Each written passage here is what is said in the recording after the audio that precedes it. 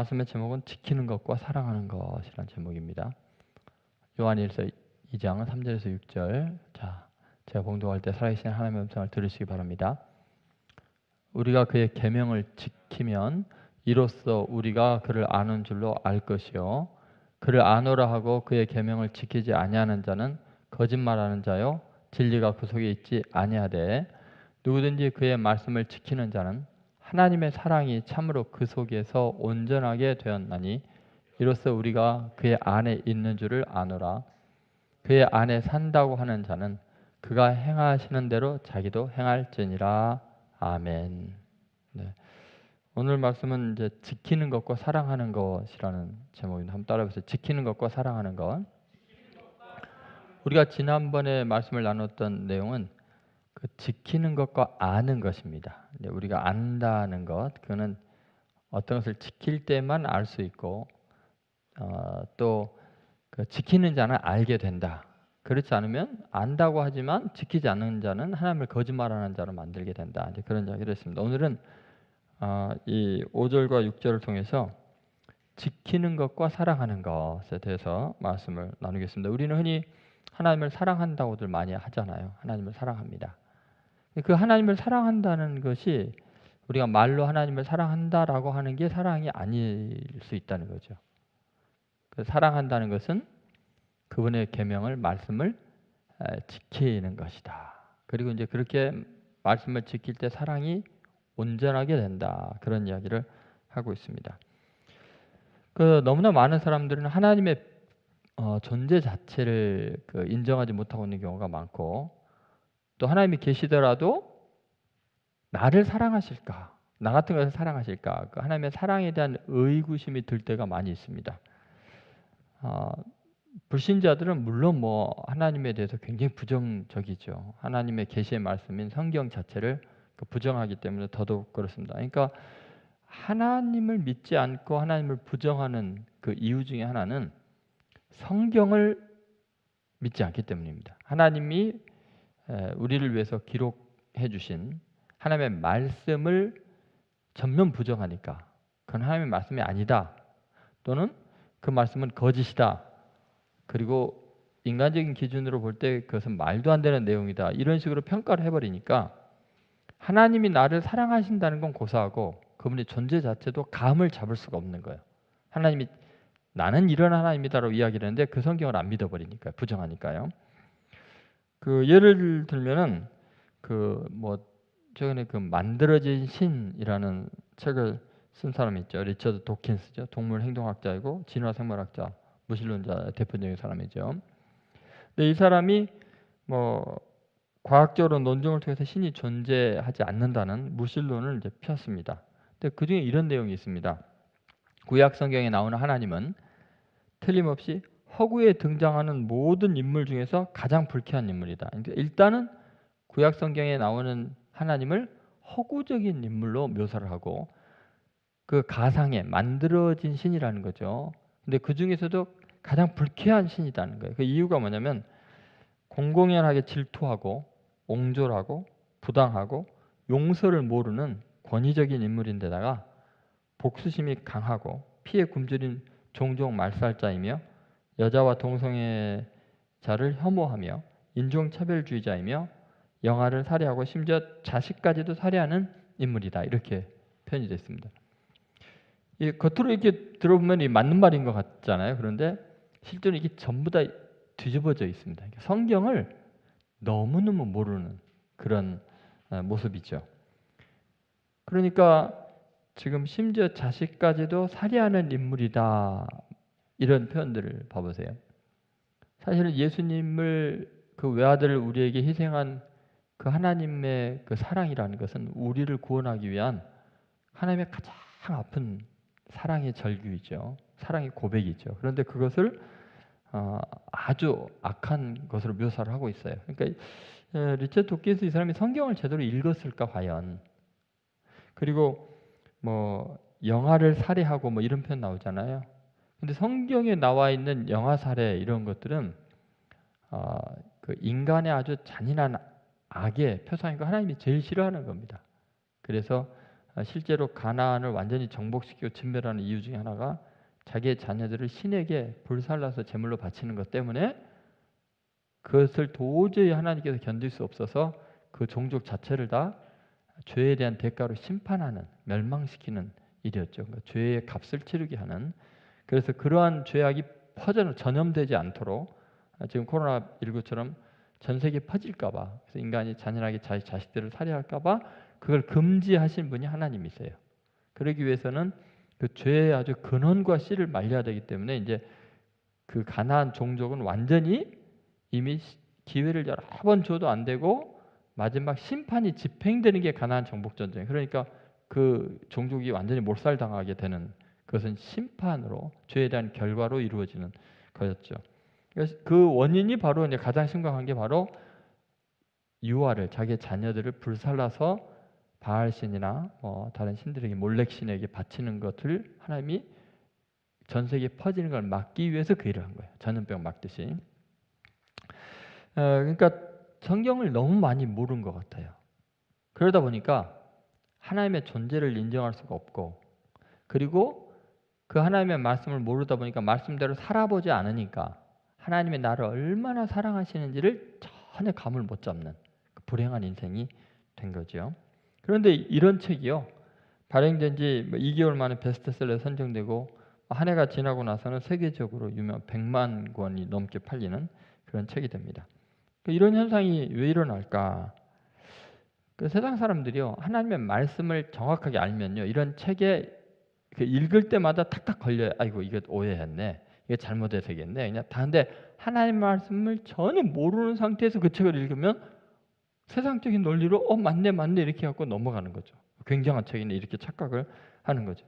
여러분, 대단히 훌륭한 철학책인 것 같고 사회과학적인 책인 것 같아도요, 여러분이 하나님의 말씀을 정통해서 알고 나서 그 책들을 읽어보면요, 공허하기가 그지없습니다. 이게 너무나 빈약하구나, 이런 걸 느낄 수밖에 없어요. 그런데 지금 하나님의 말씀을 모르고 이런 책들을 읽으니까 문제가 되는 거죠. 결국은 우리 마음에 진리가 없으니까 하나님이 어떤 분인지 모르고 하나님이 나를 얼마나 사랑하는지도 모를 수밖에 없어요. 그 말씀대로 살아보면은 얼마나 하나님이 나를 사랑하시는가를 알게 되고, 그래서 말씀을 듣고 설교를 듣다 보면 사람들이 하나님의 사랑을 느끼잖아요. 그래서 회개하고 돌아오는 역사들이 있는 거죠. 그래서 오늘 우리가 함께 나눌 말씀은 말씀을 지키는 것과 하나님을 사랑하는 것, 그 상관관계에 대해서 이야기를 하려 합니다. 그래서 첫 번째 이런 겁니다. 우리가 말씀을 지키는 것은 하나님의 사랑이 온전하게 되는 길이다. 자, 한번 따라해보세요. 말씀을 지키는 것은 하나님의 사랑이 온전하게 되는 거다. 자, 한번 5절 말씀을 보시죠. 5절 말씀, 자, 같이 읽겠습니다. 누구든지 그의 말씀을 지키는 자는 하나님의 사랑이 참으로 그 속에서 온전하게 되었나니 이로써 우리가 그의 안에 있는 줄을 아노라. 여기 보니까 누구든지 그의 말씀을 지키는 자는 뭐라고요? 하나님의 사랑이 참으로 그 속에서 온전하게 되었나니. 자, 지키는 자는 온전하게 되었나니, 이렇게 이야기를 하죠. 여러분, 우리들이요, 살다 보면은 인생의 위기들을 겪어요. 그리고 어떤 설명으로도 납득이 안 가는 억울한 일을 당하기도 하고 고통을 겪기도 합니다. 그럴 때 우리는 무슨 생각이 드냐면, 하나님이 안 계신가라는 것은 믿지 않는 사람들이지만 하나님이 계셔도 나를 사랑하지 않는 게 아닐까? 그렇지 않고서 나에게 이런 고통과 이런 어려움들이, 억울한 일이 생길 수가 있는가? 그런 생각이 들어요. 그래서 어떤 사건을 직면했을 때, 고난을 직면했을 때 우리는 하나님의 사랑을 의심하게 돼요. 그리고 그 의심에 한번 빠져들기 시작하면 걷잡을 수 없이 망가져요, 인생이. 너무 고독하고요, 두렵고요. 하나님이 날 잊으셨는가? 그럴 때 그걸 어떻게 해결할 수 있느냐, 이게 굉장히 중요합니다. 어떤 사람들은 원망하겠죠. 하나님은 살아계신 걸 아니까, 하나님 이럴 수가 있습니까? 어떻게 하나님이 계시면 내게 이런 일을 허락하시고 이렇게 고통스러운 일을 허락하시고 내가 왜 이런 일을 겪어야 되고, 이런 것들이요, 고난 속에서 하나님의 사랑이 흔들리게 되고 의심이 날 때 그런 원망을 하게 되죠. 그런데 여러분, 원망하면 해결이 됩니까? 악화가 되죠. 더 마음이 무거워지고 고통스러워지고 그렇게 되죠. 근데 그럴 때 우리가 할 수 있는 최선의 길이 뭘까? 여러분, 이해할 수 없는 고난과 억울한 일을 당할 때 우리가 할 수 있는 최선의 일은 뭐냐면요, 어차피 원망해도 안 될 거라면 하나님의 말씀대로 한번 이때 순종해 보자. 어차피 이래도 안 되고 저래도 안 되니까 이 절망 가운데서는 한번 100% 하나님의 말씀대로 한번 순종해 보자. 하나님의 사랑하라면 사랑하고 용서하라면 용서하고 끊어버리라면 끊어버리고 한번 하나님의 말씀을 따라 해보자. 그래서 하나님의 말씀을 순종하기로 결심을 하는 게 굉장히 중요한 선택이라는 거죠. 그리고 그 결과를 이제 기다려보는 거예요. 자, 여러분, 오늘 본문의 말씀은 이렇게 이야기합니다. 분명히 말씀을 지키는 자는 하나님의 사랑이 그의 속에서 온전하게 되었나니, 이렇게 이야기하죠. 여러분, 결국 우리가 하나님의 사랑을 온전하게 체험하는 비결이 뭐예요? 말씀을 지키는 거예요. 말씀을 지키는 자는 하나님의 사랑이 온전하게 된다고 성경은 이야기하고 있어요. 그래서 우리가 하나님의 사랑이 의심이 가는 지경이 되면 뭐 해야 돼요? 말씀을 지키는 거예요. 순종하는 거예요. 그러면 그 하나님의 사랑이 내 안에서 확실하게 실체를 드러나게 되고 하나님의 사랑이 느껴지게 됩니다. 여러분, 이게 얼마나 중요한가 한번 생각해 보세요. 우리가 하나님의 말씀을 그대로 하나하나 지켜나가는 과정에서 우리는 하나님이 나를 얼마나 사랑하시는지가 하나하나 드러나게 돼요. 희미하게 보이던 것이 또렷해지고요. 부분적으로 느꼈던 것이 전체적으로 알게 돼요. 사랑하면은 하나님의 말씀을 지키게 되고 그 지키는 과정에서 그 하나님의 사랑이 온전하게 깨달아지는 기적 같은 일들이 일어납니다. 여러분, 우리가 하나님 믿습니다, 믿습니다, 아무리 믿습니다를 외친다고 해도 하나님의 사랑이 내가 체득이 되고 확인이 되기는 어려워요. 어떻게 하면 되냐? 믿음대로 행하는 거예요. 하나님 말씀하신 대로 내가 한번 순종해 보는 거죠. 그러면 사랑을 누리는 놀라운 경험을 하게 되죠. 자, 예를 들어서 예수님께서 어떤 사람에게는 특이한 명령을 하십니다. 예를 들어서 시각장애인에게 예수님은 실로암 못에 가서 진흙을 눈에다 바른 다음에 실로암 못에 가서 내 눈을 씻으라 그러거든요. 여러분, 예수님은 말씀만으로 눈을 뜨게 할 수 있어요, 없어요? 말씀을 할 수 있어요. 그런데 시각장애인에게 자존심상에 침을 땅에다 뱉어갖고 흙을 이렇게 뭉개가지고 그걸 눈에다가 발라버렸어요. 따갑고 아프니까 안 씻을 수가 없잖아요. 가서 씻으라. 그럼 그 가는 과정에서 예수님 말씀대로 순종하느냐, 성질내고 화나면서 돌아가느냐, 둘 중에 하나예요. 어떻게 나한테 이렇게 나를 천대할 수 있냐고. 응? 어떻게 침을 뱉어갖고 그 더러운 흙을 갖다 내 눈에 바르고 이렇게 따갑게 만드냐고. 내가 고쳐달라 그랬지 이렇게 취급하라 그랬나? 그럴 수 있잖아요. 근데 어때요?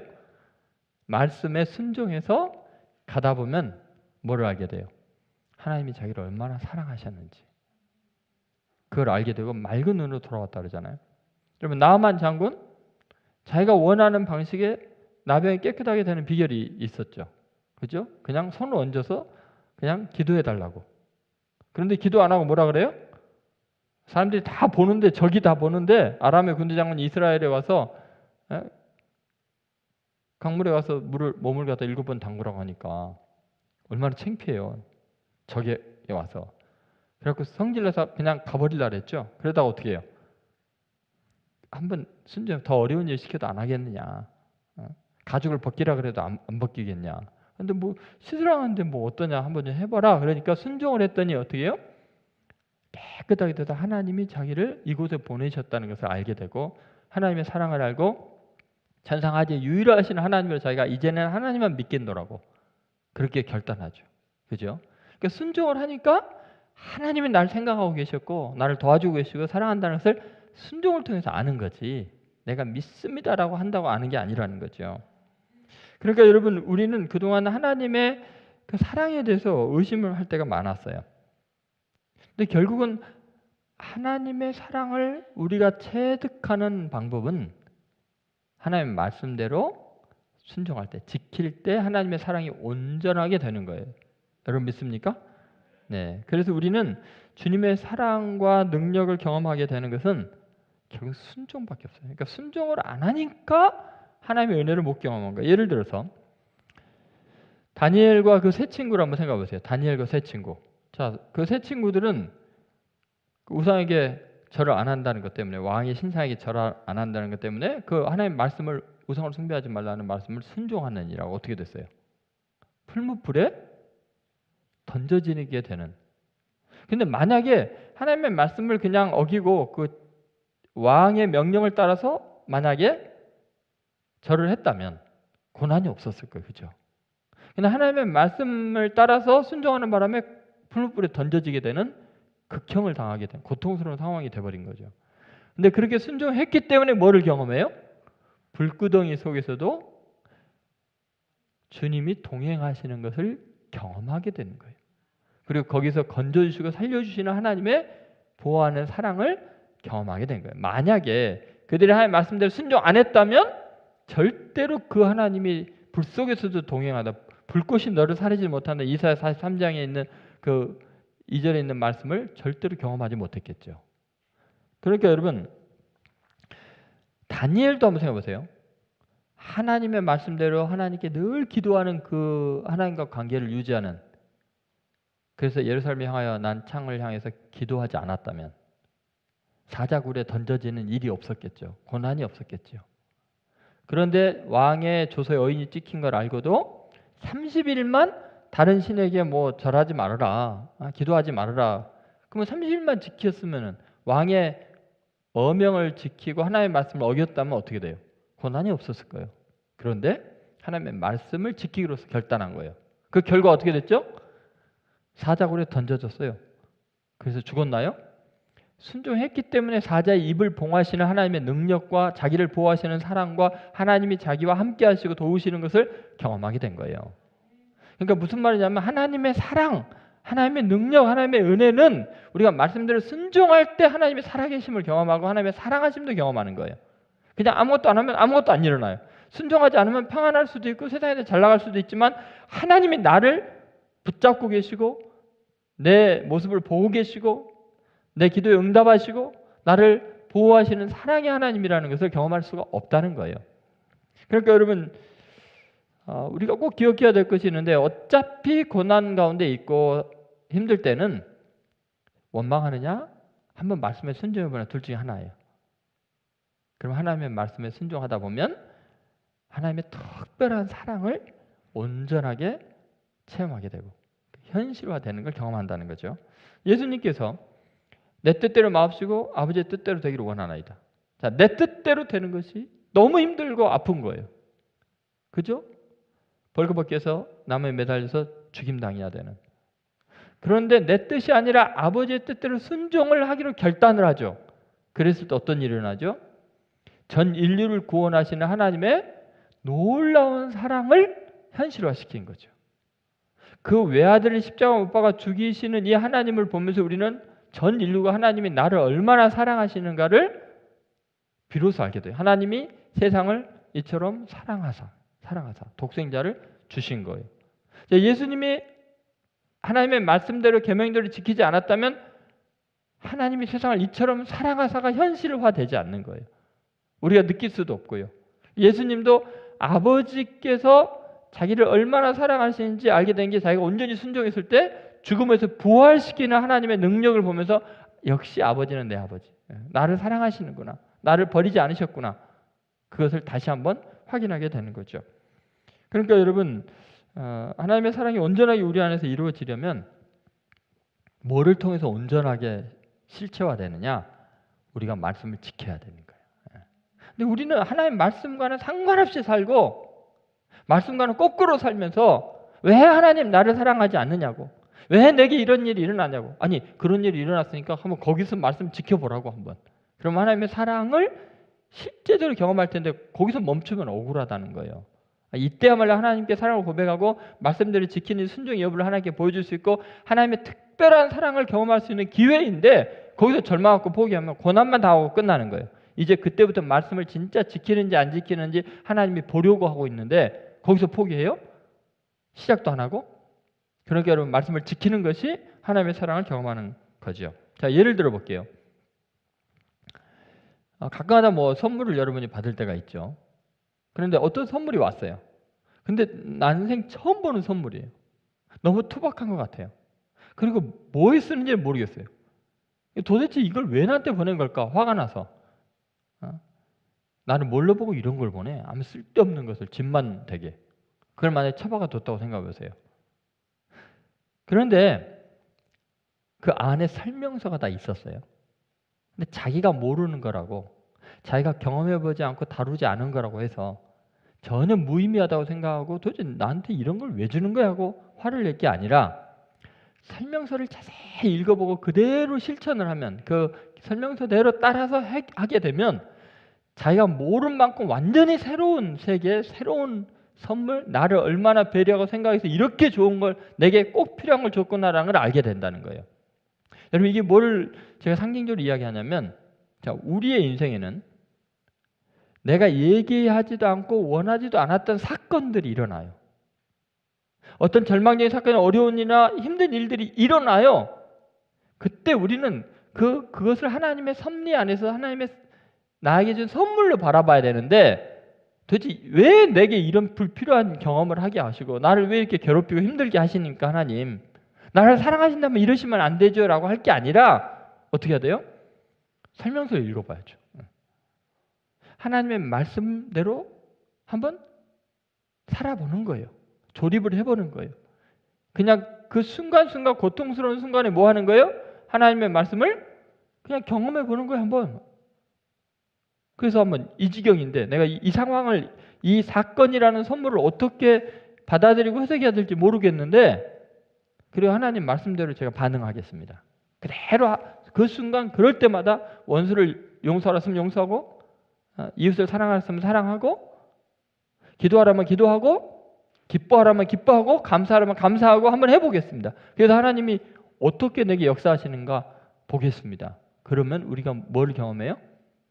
하나님이 나를 얼마나 사랑하시는, 이 사건이 내 인생을 향한 하나님의 놀라운 선물이었고 얼마나 극진히 섬세하게 나를 사랑하셨는지를 비로소 알게 되는 거예요. 그런데 우리는 보통 이유를 모르는, 납득이 안 가는 사건을 경험하면 원망하죠, 하나님을. 하나님이 나를 안 사랑한다 생각해요. 그게 아니라는 거죠. 그건 내가 무지할 뿐이라는 거죠. 여러분, 우리는 하나님께서 우리에게 허락하신 선물인 인생의 사건들의 꾸러미들을 이렇게 풀기가 두렵고 이해 못하고 떨릴 때도 있어요. 그러나 꼭 기억하세요. 그때 말씀을 읽어야 돼요. 그리고 말씀대로 하나하나 살다 보면은 놀라운 하나님의 사랑이 그 사건마다 담겨 있는, 정말 그 사건 속에 있는 하나님의 사랑이 얼마나 온전하게 이제 내게 느껴지는지를 알게 되는 거죠. 자, 이렇게만 이야기하면 여러분이 잘 안 믿을지 모르겠어요. 자, 요셉을 한번 보세요. 요셉이라는 인물이요, 자기가 겪게 되는 상황들은 도저히 납득도 안 가고 이해도 안 되는 거예요. 왜요? 한 피를 나눈 형제들이 자기를 죽이려고 하니까. 죽이려고 하다가 구덩이에 쳐놨다가 그 다음 뭐 했어요? 벌거벗겨 갖고 노예로 팔아버렸어요. 미디안 상인에게. 어디로 갈지 모르잖아요. 자, 이런 상황에서 여러분 같으면 어떻게 했어요? 여러분 만약에 목사인 제가 여러분을 몰래 데려가다가 인신매매하고 팔아버렸어요. 그럼 여러분, 하나님 이럴 수가 있으면, 목사가 이럴 수가 있습니까? 난리 나겠죠. 그죠? 그런데 그때 어떻게 반응하느냐? 하나님이 이럴 때 뭐를 원하실까? 요셉 같으면 그런 거예요. 원망, 불평 하나 하지 않고 하나님의 선물일 거야. 하나님 뭔가 뜻이 있겠지.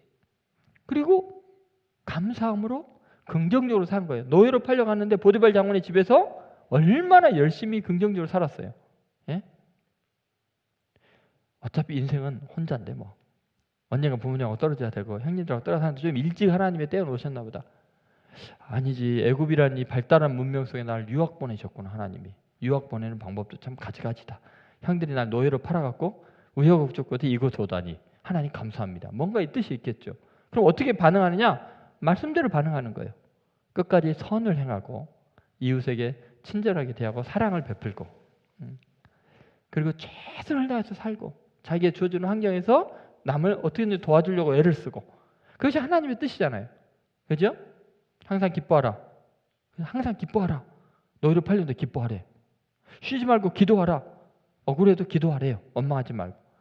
범사에 감사하라. 이는 그리스도 예수 안에서 너희를 향하신 하나님의 뜻이니라. 그래, 하나님의 뜻을 지켜보는 거예요. 한번. 그 결과 어떻게 됐어요? 보디발 장군의 집이 복을 받게 되죠. 그런데 또 보디발 장군 아내에 의해서 모함을 받아서 또 억울하게 도저히 이해가 안 되는, 나는 이렇게 성실하게 살고 한번 살아보려고 애를 쓰고 있는데 어떻게 하나님 내게 이런 일을 주십니까? 하면서 절망할 수밖에 없는 것이 이제 더러운 정말 그 주인 아주머니를 성폭행하려고 했던 그런 죄인으로 몰려갖고 지하 감옥에 갇히게 되잖아요. 그러면 이거 얼마나 절망해요. 그런데도 감옥에서 어땠어요? 하나님 말씀을 또 지켜요. 다른 사람의 안색을 살피고 열심히 또 일하고 사랑하고, 그냥 어떠한 자리에 몰리든지 어떤 상황에서든지 말씀을 지키는 게 중요한 거예요. 끝까지 용서하고 사랑하고 이해하고 기뻐하고 즐거워하고 감사하고. 그러니까 어떻게 돼요? 그대로 지켰더니 어디를 가나 사랑을 받게 돼요. 어디를 가나 장이 돼요. 총무가 돼요.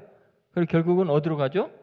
놀랍게 애굽의 총리 대신에 왕궁으로 직행하게 되고요. 결국은 그 모든 것들이 얼마나 완벽한 하나님의 섭리인지를 알게 되죠. 하나님의 사랑이 완전하게 되는데, 결국은 이집트에서요 30살 나이에 총리 대신이 되는 것은 아무리 고관의 제사장의 아들이라도 그렇게 급속히 승진할 수가 없어요. 총리 대신 되려면 적어도 한 7, 80은 돼야죠. 그런데 하나님이 그렇게 인도해 주신 거예요. 그렇게 연단을 시키고 훈련을 시킨 거예요. 그래서 감옥에 가서도 왕의 고관들을 다 만나게 해가지고 왕궁의 습성 다 배우게 하시고 왕의 특정 다 알게 하시고 어느 장관들, 그리고 총리 대신 됐는데 애굽의 군대에 대해서 모르면, 군대 군사령관들 모르면 노예 녀석이 이방인이 총리 대신 됐다면 군사들이 움직여 주겠어요? 따라 주겠어요? 그런데 보디발 장군의 집에 노예로 있으면서 총무가 돼가지고 보디발 장군의 집에 찾아오는 장군들은 다 자기가 영접한 거예요. 그 예의 바르고 품위 있고 멋진 품격이 훌륭한 모습 다 보여줘서 애굽의 모든 군사령관들하고 다 친구가 돼버린 거예요. 그러니까 어때요? 요셉 그 사람이 총리 대신하면 믿을만하지. 아무도 반란 못 일으켜요. 하나도 뭐 흐트러짐이 없어. 군사들이. 그죠? 총리 대신 됐는데. 여러분, 하나님의 말씀대로 순종하니까 그런 일이 일어나. 만약에 반대로 생각해 봅시다. 요셉이 불평하고 원망하고 하나님은 감사를 하는데 불평하고 기도하라 하는데 사람한테 뭐 화풀이하고, 그러면 어떻게 됐겠어요? 하나님의 사랑이 온전하게 됐겠어요? 안 되는 거예요. 여러분이 어떤 경지에 몰리고 어떤 어려운 일을 당해도 말씀을 지키는 거예요. 용서하고 기도하고 사랑하고 기뻐하고 감사하면 뭐를 알게 돼요? 하나님의 사랑을 알게 돼요. 하나님의 사랑이 온전하게 되는 통로가 말씀을 지키는 거예요. 그러니까 여러분 가만히 한번 생각해 보세요. 겸손히 감사함으로 모든 상황에서 말씀대로 반응하기로, 하나님의 말씀을 지키기로 결단하면 하나님의 사랑이 우리 안에서 온전하게 이루어진다는 거예요. 지금 그 비밀을 지금 이야기를 하고 있는 거죠. 근데 사람들이 하나님의 말씀을 순종하지 않고 하나님 왜 나 사랑하지 않습니까? 그러는 거니까 하나님은 답답한 거. 아니, 너가 순종해야 온전하게 지금 사랑이 돼. 난 지금 사랑을 다 쏟아부었고 있는데 네가 거절하고 삐껴가고 있잖아. 이 길로 가야 되는데 저 길로 가잖아. 하나님 말씀대로 가야 되는데 끝까지 용서하고 끝까지 이해하고 끝까지 희생하고 섬기고 사랑하려니까 자기 자신을 부인하고, 그러면 하나님이 그걸로 인해서 온전한 사랑이 뭔지를 알게 할 거라는 거예요. 그래서 하나님의 말씀에 순종할 때 우리는 온전한 사랑을 경험하게 됩니다. 그래서 예수님은 이 원리를 따라서 어떤 상황에서도 하나님의 말씀에 순종하는 삶을 사셨던 거예요. 다 배반하고 떠나가도 백성들이 십자가 못 박아 소리를 질러도 그래도 사랑한 거예요. 자기를 채찍질해도 용서하고 침을 뱉고 따귀를 때려도 하나님이 사랑이시니까 사랑한 거예요. 끝까지 예수님은 하나님의 계명을 지켰어요. 예수님이 하나님의 계명을 지켜서 하나님의 사랑이 예수님 자신과 우리에게 온전하게 되었죠. 맞습니까? 그럼 우리도 예수님처럼 예수님의 말씀을 온전하게 지키면 우리 주위와 우리 자신이 하나님의 온전한 사랑을 경험하게 되는 거예요. 그 말을 요한복음 15장 10절에 예수님이 이미 하셨어요. 요한복음 15장 10절 말씀 같이 읽겠습니다. 내가 아버지의 계명을 지켜 그의 사랑 안에 거하는 것 같이 너희도 내 계명을 지키면 내 사랑 안에 거하리라. 아멘. 보세요. 내가 아버지의 계명을 지켜 그의 사랑 안에 거하는 것 같이. 어떤 상황에서 예수님이 말씀을 지켰냐는 거예요.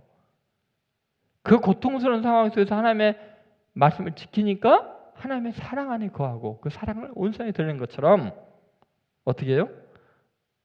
너희도 내 계명을 지키면 내 사랑 안에 거하리라. 그러니까 여러분 오늘 마음에 한번 굳게 결심을 하세요. 정말 하나님의 사랑 내 안에 온전히 이루어지게 된 비결, 끝까지 어떤 상황에서도 말씀을 지키는 것, 하나님의 뜻대로 순종하는 것.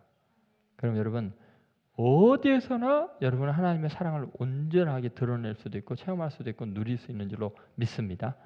그러한 복을 우리 예수님 교회 성도들이 맛보게 되기를 주의 이름으로 소원합니다. 두 번째는 이런 겁니다. 자, 지키는 것은 하나님 안에 사는 길이다. 말씀을 지켜야 하나님 안에 사는 거다 그랬습니다. 다시 한번 5절 6절 말씀을 같이 읽어보도록 하겠습니다. 누구든지 그의 말씀을 지키는 자는 하나님의 사랑이 참으로 그 속에 온전하게 되었나니 이로써 우리가 그의 안에 있는 줄을 아노라.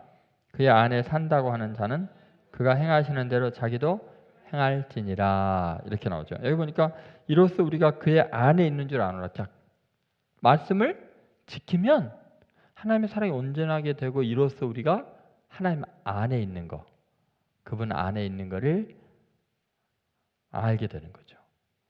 그리고 그 안에 산다고 하는 자는 그가 행하시는 대로 자기도 행할지니라. 하나님 안에 있는 자의 특징은 뭐예요? 그분이 행하시는 대로 행하는 거예요. 그의 말씀을 지키면 우리가 이로써 우리가 그의 안에 있는 줄로 안다는 거예요. 여러분 우리는 하나님 안에 보호받기를 원해요. 하나님의 권속이 되기를 원하고 하나님의 울타리 안에 있는 양이 되기를 원해요. 그럼 뭐 해야 돼요? 그의 말씀을 지켜야 돼요. 그의 말씀대로 행해야 돼요. 그분이 행한 것처럼 우리도 행해야 하나님 안에 있는 거예요. 여러분 이걸 잘 한번 생각해 보세요. 지키는 것과 그분 안에 있는 것은 분리가 안 돼요. 지키지 않으면 그분 밖에 있는 거예요. 지키면 그분 안에 있는 거예요. 우리가 하나님 안에 사는 것을 어떻게 알 수 있을까? 자, 여러분 지금 모든 사람은 다 구별이 안 가요. 이 사람이 하나님 안에 있는 사람인지 하나님 밖에 있는 사람인지 남들은 몰라요. 근데 언제 하나님 안에 있는 걸 확실히 알게 되느냐? 내가 하나님의 말씀을 선택할 때. 내 기분, 세상 사람들의 가치관 요구하는 것이 아니라 하나님의 뜻을 선택하는 순간 내가 하나님 안에 있는 것을 알게 되는 거예요. 여러분 그래서 우리는 하나님 안에 있는 줄을 아는 방법은 정말 말씀대로 순종하고 지키는 거예요. 그 외에는 알 수 있는 방법이 없어요. 아무리 내가 믿습니다 믿습니다 외쳐도 예수님 그러셨잖아요. 너희가 주여 주여 하는 자마다 천국에 갈 것이 아니요 내 뜻대로 행하는 자야 하리라. 그죠? 그때 많은 사람들이 와서 말하기를 주여 주여 우리가 주의 이름으로 귀신을 쫓아내며 주의 이름으로 많은 권능을 행하고 주의 이름으로 병을 고치지 않았습니까? 그때 내가 밝히 너에게 말하기를 불법을 행하는 자들아. 불법 행하는 건 뭐예요? 예수님 말씀을 지키지 않는 거예요. 불법을 행하는 자들아 내게서 떠나가라. 내가 너희를 도무지 알지 못하나. 안에 있기는커녕 전혀 모르는 사람, 외인이라는 거예요. 바깥 사람이라는 거예요. 그러니까 여러분 우리가 하나님 안에 있다고 하는 것은 그의 말씀을 지키지 않으면 그분 안에 있는 게 아니에요. 그의 말씀은 뭐예요? 계명은 뭐예요? 내가 너에게 새 계명을 주느니 서로 사랑하라는 거예요. 산상수훈 5장부터 7장에 나오는 예수님의 말씀 핵심 뭐예요? 원수까지도 사랑하라는 거예요. 사랑이 중요하다는 거죠. 그래서 우리가 하나님의 말씀을 지키는 것은 주님이 행하시는 대로 우리도 사랑으로 행하는 건데 그러면 우리는 하나님 안에 있는 것을 스스로 알게 되고 그렇게 하나님 안에서 보호함을 받게 된다는 거죠. 여러분 주님 안에 있으면 두려움이 없습니다. 왜냐하면 주님 안에 있는데 누가 건드리겠어요? 아무도 건드릴 수가 없어요. 주님의 품 안에 있는 것은 가장 견고한 성 안에 있는 것보다 더 강력해요. 그래서 우리가 주의 말씀대로 온전히 지킬 때는 바로 그 순간 말씀대로 순종하고 결정하는 그것은 철저하게 하나님의 걸개 아래, 하나님의 보호하심 아래 있는 상태가 돼버리는 거예요. 그래서 주님의 주권 아래 보호받는 방법은 어떻게 하는 거예요? 말씀을 순종하는 거다. 여러분이 이제 이렇게 생각해 보세요. 주님 저를 지켜주세요. 저를 지켜주세요. 저를 지켜주세요. 이 기도보다도 더 좋은 건 뭐예요?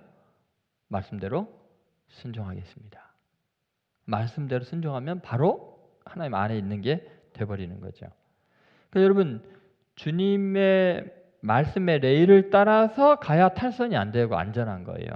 말씀을 비켜나가 버리면 그냥 보호받을 길이 없고 하나님 밖으로 떨어져 나가는 거죠. 그래서 여호수아에게 가나안 정복 전쟁을 하러 갈 때 여호수아에게 그런 중요한 말씀하십니다. 여호수아서 1장 7절부터 9절 말씀입니다. 자, 같이 한번 읽어보겠습니다. 오직 강하고 극히 담대하여 나의 종 모세가 내게 명령한 그 율법을 다 지켜 행하고 우로나 좌로나 치우치지 말라. 그리하면 어디로 가든지 형통하리니 이 율법책을 내 입에서 떠나지 말게 하며 주야로 그것을 묵상하여 그 안에 기록된 대로 다 지켜 행하라. 그리하면 내 길이 평탄하게 될 것이며 내가 형통하리라. 내가 내게 명령한 것이 아니냐? 강하고 담대하라. 두려워하지 말며 놀라지 말라. 내가 어디로 가든지 내 하나님 여호와가 너와 함께 하느니라 하시니라. 우리가 하나님 안에 있으니까 하나님과 함께 하죠. 그죠? 어떤 사람은요? 하나님 말씀대로 순종하고 그 말씀을 주야로 묵상하고 그 기록한 대로 다 지켜 행하는 사람은 평탄하게 된다. 평탄하게 된다. 그리고 형통하게 된다. 그리고 하나님께서 지켜주니까 강하고 담대하고 놀라지 말고 두려워하지 말아라. 내가 보호한다. 결국 말씀 안에 지키는 것은 하나님 안에 있으니까 두려워할 일이 하나도 없는 거예요. 하나님 안에 있는데 누가 뺏어가요? 절대로 건드릴 수 없어요. 그러니까 여러분 중요한 게 뭐냐? 결국은 말씀을 순종하는 것이 지키는 것이 이렇게 중요한 거예요. 이렇게 중요한 거예요. 우리가 말씀을 지킴으로 첫 번째 알게 되는 게 뭐였어요? 하나님을 안다는 것을 알게 돼요. 지킬 때 우리는 알게 돼요. 그죠? 지적으로 안다는 것이 아는 게 아니라 말씀대로 순종해야 진짜 하나님을 알게 되는 거예요. 그다음 두 번째 뭐예요? 그 지키는 것과 뭐예요? 사랑하는 것이에요. 우리가 하나님의 말씀을 지킬 때 진짜 하나님을 사랑하는 것이고 하나님의 사랑이 온전하게 된다는 거예요. 그리고 말씀을 지킬 때 하나님 안에 있어서 보호받는 거예요. 하나님 안에 있는 증거는 순종이라는 거예요. 그러므로 여러분 이 시간에 다시 한번 마음의 결심을 하십시오.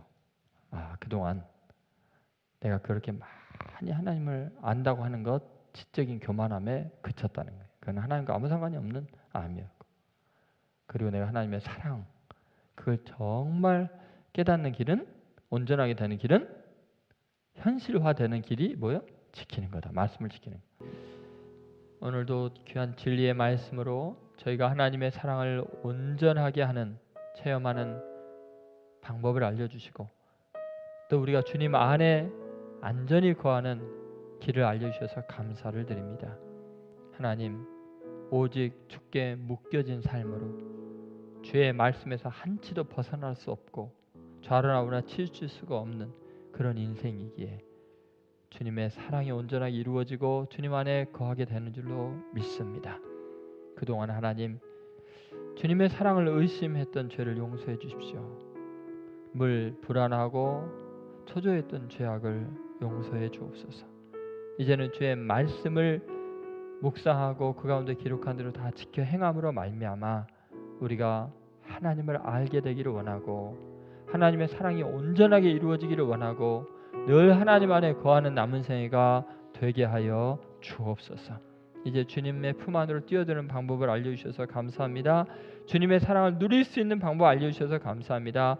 날마다 주님을 깨달아 알아가는 새로운 세계를 열려주셔서 감사합니다. 어떠한 시련과 환난 속에서도 말씀으로 반응하고 말씀대로 사랑하고 용서하고 이해하고 섬기며 승리하는 저희들이 다 되게 하여 주옵소서. 감사드리고 예수님의 이름으로 기도드립니다. 아멘. 지금은 우리를 사랑하셔서 하나님 말씀에 온전히 순종하여 십자가를 지신 예수 그리스도의 은혜와 귀한 독생자까지 아낌없이 희생하여 우리에게 사랑을 확증해 주신 하나님 아버지의 극진하신 사랑과 우리를 포기하지 않으시고 끝까지 말씀 가운데로 인도하시는 성령의 감동 감화 교통하심이 남은 생애 동안 주의 말씀을 지킴으로 주님을 알아가고 주님의 사랑을 온전히 이루고 주님 안에 거하겠노라고 결단하는 하나님의 아들 딸들 머리 위에 저들의 가정과 또 사업과 미래 위에 지금으로부터 영원히 함께 하시기를 간절히 축원하옵나이다. 아멘.